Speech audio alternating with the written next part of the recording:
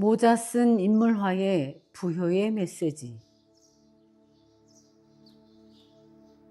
미술 컬렉터의 명작 소장품 인물화. 몽우 조세킴의 작품들 중에서 인물화를 감상하는 시간을 가져보겠습니다. 몽우 화백의 인물화는 특이하게도 공개하는 즉시 개인 소장됩니다. 미술관 갤러리 관장님들과 미술 컬렉터들께서 즉시 소장하셔서 전시전에 완판되는 바람에 몽우 화백은 지난 30여 년간 인물화로 한 번도 개인전을 열지 못했습니다. 화가 역시 마음의 힘이 없으면 인물을 그리지 않기 때문에 작품이 흔치 않습니다. 그가 그리는 인물은 어떤 개인을 지칭한 것은 아니라 마음의 상태와 의지와 꿈을 그린 것입니다. 그러나 그 모델 역할을 했던 파란 눈의 외국인의 정신에 감동하여 그리게 된 데에는 의심의 여지가 없습니다. 인물화를 그리도록 영감을 준 분은 독일계 미국인 미술 컬렉터이자 사업가인 토머스 마틴 회장입니다.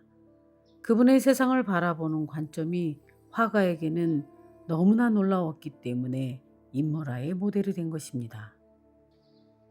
작품의 평을함에 있어 구체적인 인물에 대한 이야기는 자칫 작품이 가진 큰 의도를 왜곡시킬 수는 있지만 화가가 30여 년 넘게 남자 얼굴을 그리게 된 동기를 부여한 인물이기 때문에 언급하고자 합니다. 먼저 몽우 화백이 모자를 쓴 인물을 그리게 된 것은 10대 시절에 만난 유태인 스승이자 랍비인 아브라함 차 선생에 대한 깊은 존경심 때문입니다.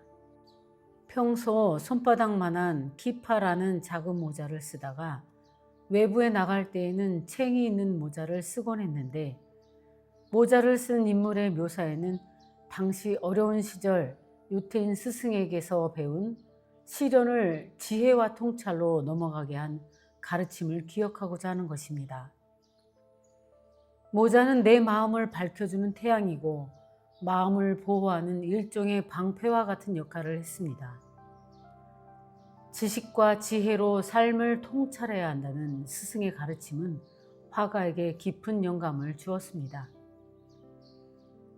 그리고 모자를 쓴 인물을 그리게 된 또 다른 이유 중 하나는 앞서 언급한 파란 눈의 미술 컬렉터 때문입니다. 그 역시 모자를 즐겨 썼습니다.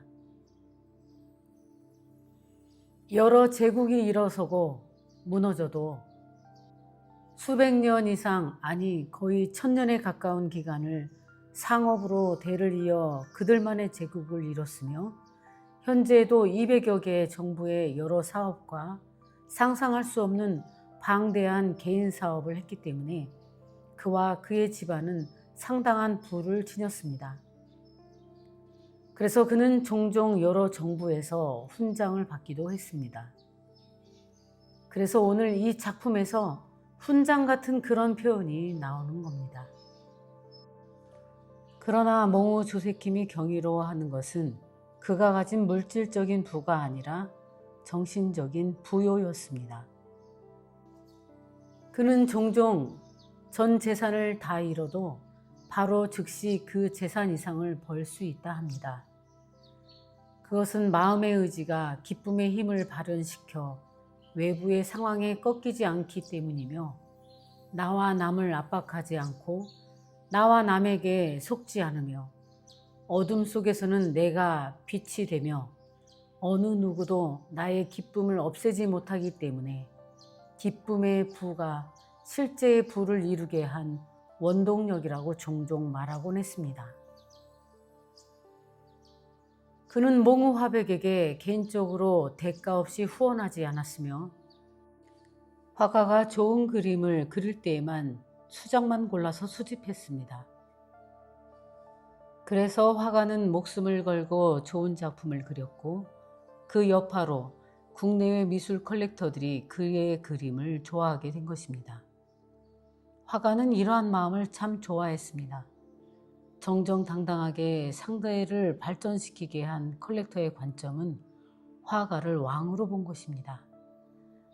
충분히 자신의 힘으로 현실을 이겨내며 명작을 그리도록 지켜본 것이죠. 몽우 화백이 그 컬렉터에게 놀라워했던 것은 마음에 그늘이 없고 염려가 아예 없었기 때문입니다. 그것은 그저 낙천적인 성향이 아니라 마음이 산같이 담대하고 하늘과 땅과 바다같이 수완과 지혜와 통찰을 넓혀서 겨울을 녹여 봄을 이루게 할 마음의 기운이었습니다. 그 미술 컬렉터는 자신의 부여의 원천이 기쁨이라 말합니다. 자신의 가문 전체의 부는 오직 기쁨에서 나왔다고 자신합니다. 이 그림의 주인공 역할을 한 그 인물은 몽우화백의 어느 질문에 긴 대화로 답했는데 당시 간략히 메모한 내용을 올려봅니다. 이후 이 작품들이 나오는데 중요한 대화라 생각됩니다. 24시간 기쁨을 유지하는 힘은 하늘과 땅의 모든 일을 가른다. 기분은 내 마음의 주파수 에너지이니 이것을 허투루 낭비하지 마라. 나의 현실은 어제의 내 기분이 어떤 주파수를 발산했느냐에 달렸으며 나의 오늘의 경제는 어제의 내가 나와 남의 말에 현혹되었느냐 아니면 경계하였는가에 달렸다. 기분이 좋다고 기분을 낭비하며 잘못된 판단을 하며 나는 기분이 참 좋았는데 결국 일이 이렇게 되었다고 한탄한다. 그러나 그것은 술 마시고 낭떠러지로 달려가는 운전자와 같으니 방향과 판단에 문제가 있다. 기쁨은 남이 주는 것이 아니라 오직 나의 고요 속에서 나오는 것으로 깊은 체험과 회한과 통감 속에서 지혜와 판단력의 형태로 나온다. 남의 말에 현혹되지 마라. 나의 생각에도 현혹되지 마라. 인간은 나약하고 속이며 심지어 나 자신도 잘못된 정보에 쉽게 속는다. 이 세상의 모든 보이는 현상은 가짜라서 진짜를 보는 것은 불가능하나 고요하게 마음을 가라앉혀 진정한 내면의 기쁨 속으로 들어가면 얼음을 깨고 피어나는 꽃송이들을 발견할 수 있을 것이다. 세상이 떠드는 것은 덫이 많으니 세상이 잠잠해질 때 사물을 바라봐라. 내가 하는 그 일에 부요와 기쁨이 있으나 사람들은 내가 안 했던 데에 기쁨이 있다고 착각한다. 몸에 중병이 걸렸다 치자. 사람들은 갑자기 이루지 못했던 것들을 생각하며 여행 다니고 좋은 추억 만들려고 부단히 노력한다. 그러나 삶이라는 것은 지금 나의 직업, 나의 일상인데 자꾸 삶에서 벗어나는 것이 꿈이라 하니 결코 행복할 수 없으며 한탄하며 삶이 저물게 된다. 나의 삶은 나를 지금껏 지탱한 현실에서 나온다. 나를 먹여 살린 일거리에서 나의 기쁨이 솟아나오는 것이다. 세상이 대단하다며 박수치는 만 개의 사안 중 한두 개만 성공하고 나머지는 전 재산을 잃는 아픔을 겪어야 한다. 그러나 내가 가진 부여는 내가 하고 싶은 일이 아니라 내가 가장 현재 잘하는 것을 자랑스럽게 여기는 것. 그것이 내가 가진 부여다.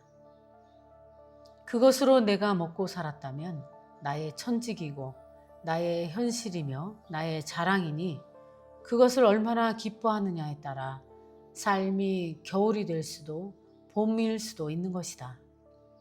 날씨가 추우면 난방기를 틀면 즉시 봄이 된다. 내가 가난하면 지금 나의 판단을 올바르게 하면 된다. 내가 아프다면 아팠던 데이터에 반대로 가면 된다. 그러다 되돌릴 수 없더라도 지금을 기뻐하는 힘은 내가 가장 강한 힘이며 나의 정신의 봄을 일으킬 유일한 에너지이다. 내 삶의 봄은 외부가 아니라 내 안에서 오는 것이다. 2014년 1월 29일 수요일 설날 전 몽우 조세킴 화백과 파란 눈의 미술 컬렉터의 대화 중 화가는 이 인물을 만나면서 얻은 힐링을 지난 30여 년간 그렸으며 온갖 일을 전혀 괴로워하지 않고 그저 덤덤하며 담담하게 오직 지금을 즐겁고 기쁘게 누리며 즐거워하니 늘 봄날이고 매 순간이 기분 좋고 행복한 나날을 즐깁니다. 딴비 갤러리